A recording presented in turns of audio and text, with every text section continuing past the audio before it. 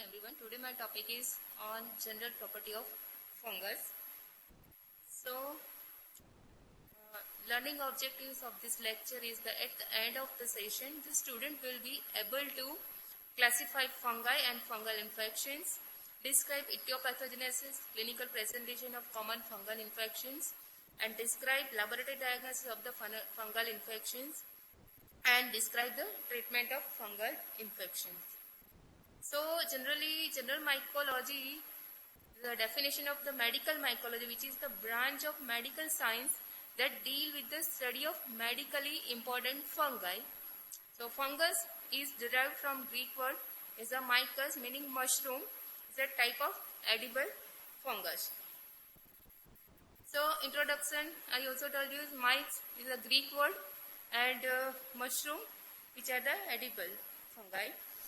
Fungi are eukaryotic protista that differ from bacteria and other prokaryotes. They are differed by cell wall containing chitin, which are the rigidity and support the fungi, mannan and other polysaccharides. Cytoplasmic membrane contain ergosterol. They possess true nuclei with nuclear membrane and paired chromosomes. They have a cytoplasmic content including mitochondria and endoplasmic reticulum. They divide asexually and sexually or by both, and they may be unicellular or multicellular, and most of fungi are obligate or facultative aerobes. Cell wall consists of the chitin, not peptidoglycan like bacteria. This is the difference by fungi and bacteria. These fungi are insensitive to antibiotics as a penicillin. Bacteria, they are sensitive. Chitin is a polysaccharide composed of long chain of N-acetyl glucosamine, and also the fungal cell wall contain other polysaccharides like beta-glucan, which is the site of action of some antifungal drugs. Cell membrane consists of ergosterol rather than cholesterol like bacterial cell membrane. So this is one of the difference. Ergosterol is the site of action of antifungal drug like amphotericin B and azole group. So over here, this is the picture. This is the manoproteins. This is the beta glucan chitin layer, phospholipid bilayer of the cell membrane, and beta glucan synthesis over here. These are the over here drug are affecting is inhibition of the beta glucan synthesis. So this is the area where drug is acting. This is the picture of the cell wall. They are also told you this is containing mitochondria, endoplasmic reticulum. These are the nucleus, cell wall, cell membrane, Golgi apparatus, all these things. So diverse group of heterotrophs which are ecologically important saprophytes consume dead or decaying matters, and other are the parasites. Most are multicellular, but they are unicellular in nature. Most are aerobes or facultative anaerobes. Cell wall are made up of chitin. They also told you. Over 1 lakh of fungal species identified till now. Only about 100 are human or animal pathogen. They causing infection to the human. Most human fungal infection are nosocomial and or occur in immunocompromised individual, which also told is a opportunistic infections. In addition to those species which are generally recognized as a pathogenic to man, it is a family established that under unusual circumstances of the abnormal susceptibility of patient or the traumatic implantation of the fungus, other fungi are capable of causing lesion.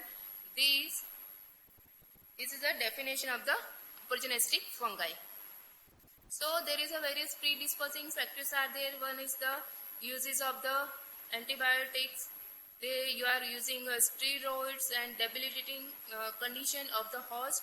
Example is the diabetes, concurrent disease such as the leukemia and immunosuppressive conditions. Patient may want the treatment. They are most susceptible for the fungal infections. So fungal morphology, it may be mold or maybe in a yeast like. Many pathogenic fungi are dimorphic, forming hyphae at ambient temperature but yeast at a body temperature. This is a dimorphic fungi.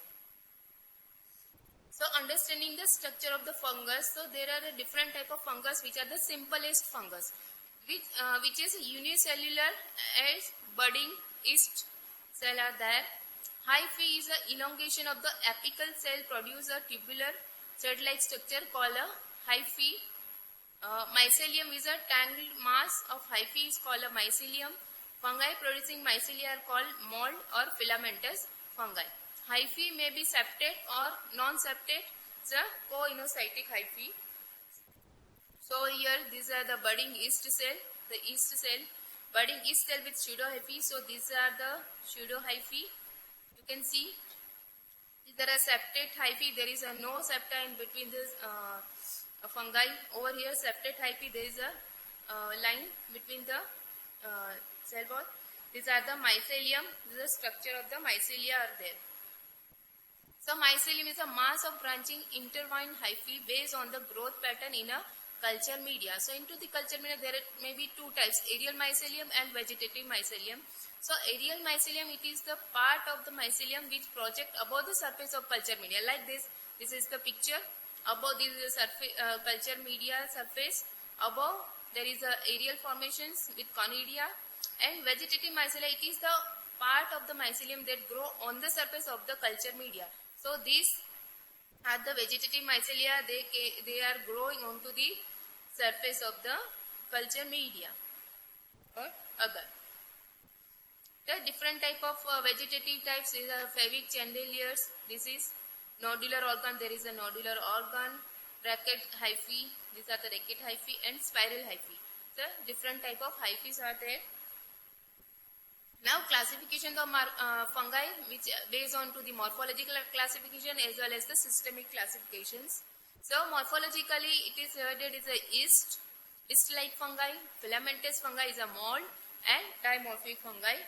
So one by one we will know how what is the yeast. This occurs in the form of round or oval body which reproduce by the formation of buds known as blastospore. This is very important. Yeast colony resemble bacterial colony in appearance, in a consistency. It's like a cream. Right? And the only pathogenic yeast in medical mycology is the Cryptococcus neoformans. They are a yeast. So these are the picture. This is same colony like bacteria over here. Okay, so these are the Cryptococcus neoformans example. Into the Indian incurgration, we can see it is a capsulated. Now second is the yeast-like fungi. These are fungi which occur in the form of budding yeast-like cell and is a chain of elongated unbranched filamentous cell which present the appearance of broad septate hyphae. These hyphae intertwine to form a pseudomycelium, and the yeast-like fungi are grouped together in the genus the Candida. Candida is the example of yeast-like fungi.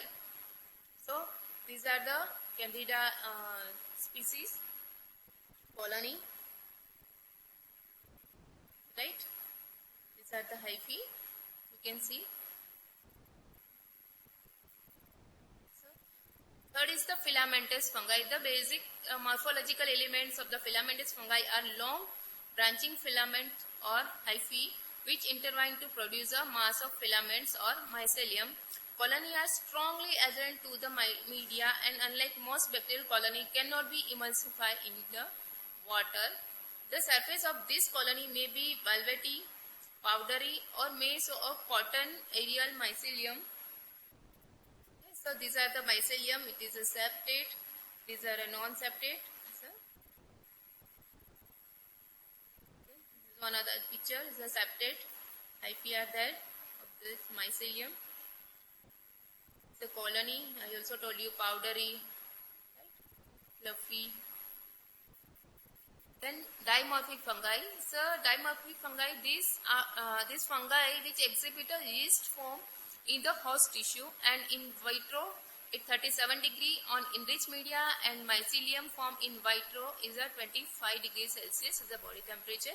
So example is Histoplasma capsulatum, Blastomyces dermatitis, Coccidioids, Ematis, Veracoccidioids, Braziliensis, Penicillium marnefi, and Sporothrix scainthus. That is the example of dimorphic fungi. They can be grown on a both temperature. Now, histoplasma capsulatum is a dimorphism. This is a filamentous mold in an environment.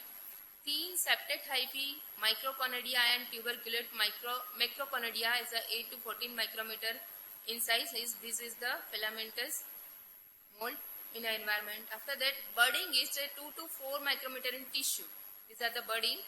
Dimorphic transition is thermally dependent and reversible as a 25 degree to 37 and 37 to 25. So these are the differences within the histiocyte inside of the body and over outside in a width. So that's why it is a dimorphism. Based on the systemic classification, sexual spore formations into the 4 classes, which are the zygomycetes, ascomycetes, basidiomycetes. They are reproduced sexually, and deuteromycetes, they are a fungi imperfectly. So zygomycete, what is a zygomycete? So over here picture, it is the lower fungi, broad non-septate hyphae. Over here, broad non-septate hyphae. Asexual spore, sporangiospore present within a swollen sac-like structure called a sporangium. This is a sporangium. You can see over here, right? The sporangium, swollen structure. Example is Rhizopus, Apsidia and Mucor, and inside of the sporangium there is a sporangiospore, right? Then ascomycetes. So it is a sexual spore called ascospore are present within a sac-like structure called a ascus. So this is the ascus, right? You can see each ascus has a 4 to 8 ascospore inside of the ascus, which are the sac-like structure. Inside of the ascus there is a 4 to 8 ascospore. Include both yeast and filamentous fungi. They ascomites, they both include both type of fungi. Then ascomycetes, right? These are ascomycetes. So narrow septate hyphae. Asexual spore are conidia born on a conidiophore. Example is Penicillium and Aspergillus. Okay. Then basidiomycetes. Their sexual fusion result in the formation of club-shaped organ called base or basidium, which bear spore called a basidiospores. Example is a Cryptococcus neoformans and mushroom. These are the basidiospores in a different type of color, right? And they will be released, and again they form a basidium. Then deuteromycetes or fungi imperfecti is a group of fungi whose sexual phases are not identified. They grow as a mold as well as a yeast form. Most fungi of the medical importance belong to this class. Example is a Coccidioides, Hemites, Paracoccidioides brasilensis and Candida albicans. So reproduction and sporulations, they have two types. Fungal spore is a sexual spore and asexual spore. So sexual spore is a formed by fusion of cell and meiosis as in form of higher life. The ascospore is a ascus and ascocar. Is a ascus, the ascospore inside of this. Second is the basidiospore. Over here, the basidium and this is a basidiospore. They release and they again grow. Third is a zygospore. Over here, this is a immature zygous. Then this is a again, and these are the mature zygosporium. Asexual spore, there are two types, is a vegetative spore and aerial spore. These spore are produced by the mitosis. So, vegetative spores, there are blastospores. These are formed by budding from parent cell as in a yeast. You can see over here. This is a budding, right? Arthrospore formed by segmentation and condensation of the hyphae. Over here, look, see, right? These are the over here segment. Chlamydospore, thick wall resting spore. Over here, thick wall, they are resting onto the structure. These are Candida albicans. Aerial spores, these are conidiospores. This is conidia and conidiospores over here. Spores borne externally on a side or tips of the hyphae are called conidiospores or simply conida. These are the conida, right? Microconidia, macroconidia and sporangiospores, the columella. the sporangium and on side of the sporangiospore, right? Microconidia is a small and single cell. Like this is the microconidia. Macroconidia, which are the large and septate and are often multicellular. Look this. These are the multicellular, right? Immunity to fungal disease. The defense to fungal infection involve both innate and acquired immunity. The passive protection is provided by intact skin and mucosal surface. And the fatty acid like sebum also provide protection because of their antifungal activities. So it is very good. And the alveolar macrophages into the lung are important in engulfing cell in the lung, which are removed by the ciliary action and by coughing. And a variety of innate defense action factors in saliva such as the lysozyme and lactoferrin contribute to mucosal protection. Cellular immunity. For the most of the fungi, cellular immunity is a mainstay of host defense, and monocyte macrophage activity, especially in respiratory tract, appears to be major defense mechanism against most of the fungi infections. And renal transplant recipients have a peculiar predilection for cryptococcal infections. And humoral immunity, the precise role of humoral immunity in host defense against fungal infection is difficult to determine. Humoral immunity. Diagnosis of fungal disease by the clinical diagnosis and the laboratory diagnosis. Clinically, criteria may give presumptive diagnosis of the fungal infection, and the superficial and subcutaneous mycosis often produce characteristic lesion. They strongly suggest their fungal etiology may be there, and in case of the systemic mycosis, there is no sign or symptoms that specifically suggest there is a fungal disease. So we should go for the lab diagnosis mostly into the systemic mycosis if you suspect. So into the laboratory diagnosis, different type of specimen we can be collect, which may be the respiratory specimen, okay, sputum, then alveolar lavage and all these things. Then CSF if we involve meninges, then septicemia, the blood, tissue, bone marrow and blood, body fluids, skin, hair and nail into the superficial mycosis, urine and stool in a systemic, vaginal secretions and corneal scraping can be collected from the patient according to lesion. So direct examination after the collection of the sample, the direct demonstration of the fungal elements is essential in establishing diagnosis by detecting presence of causative agent in the clinical material. The following procedures are adopted to directly observe fungi in a clinical specimen, which are the direct microscopy. First is the weight mount, histopathological examination, fluorescent antibody techniques, and the Gram stain. So first is the into the weight mount. So we are using KOH. So what is the role of KOH is they keratinized tissue specimen treated with the 10% of the KOH. So this KOH, they digest keratin inside of the fungus. So fungal hyphae we can see clearly into the microscope. So there are two types of KOH weight mount we can do. One is the slide and second is the tube.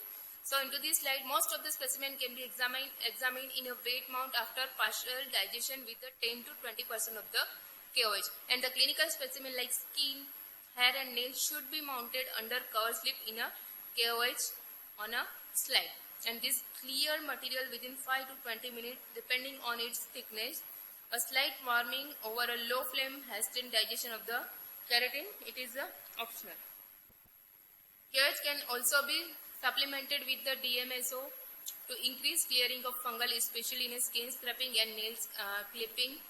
The KOH can be supplemented with the fluorescent dye, Calcofluor white, and the Calcofluor white supplement KOH, especially in corneal scraping, can detect even scanty amount of fungal elements are there. So this is a very good.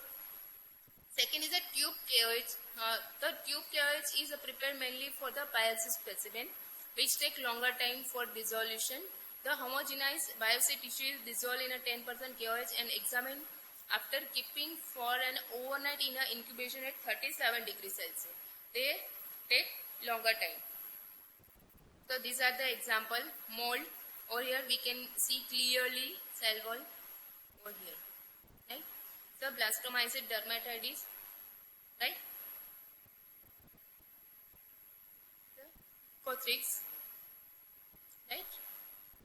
Endothrix. So we can see.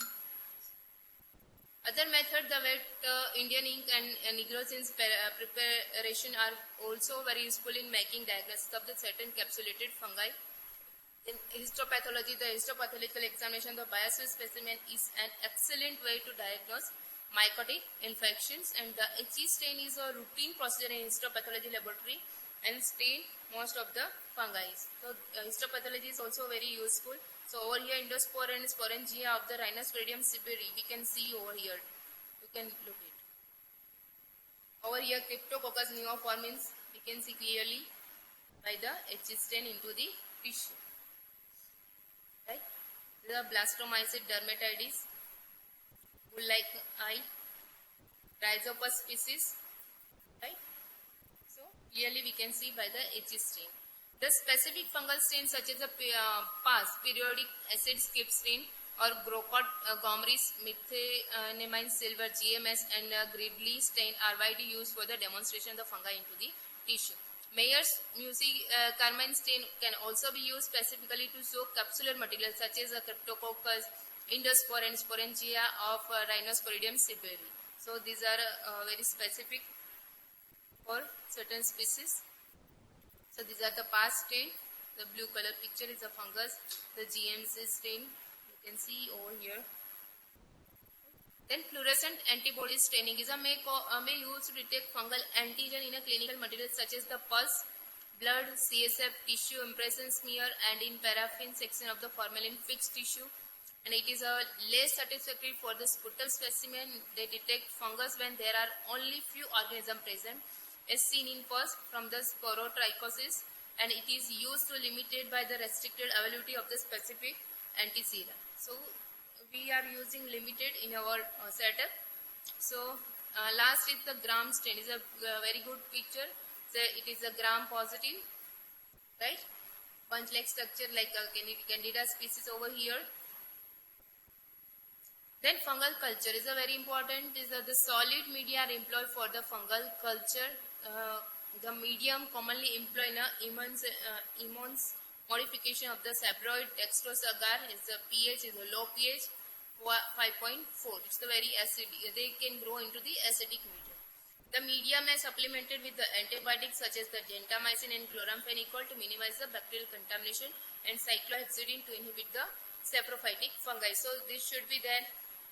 The special media may be used for isolation and to help rapid identification when identify of a particular pathogen is strongly suspected, like example from the birdseed agar media which is used for the Cryptococcus neoformans. So these are the specific selective media for the Cryptococcus.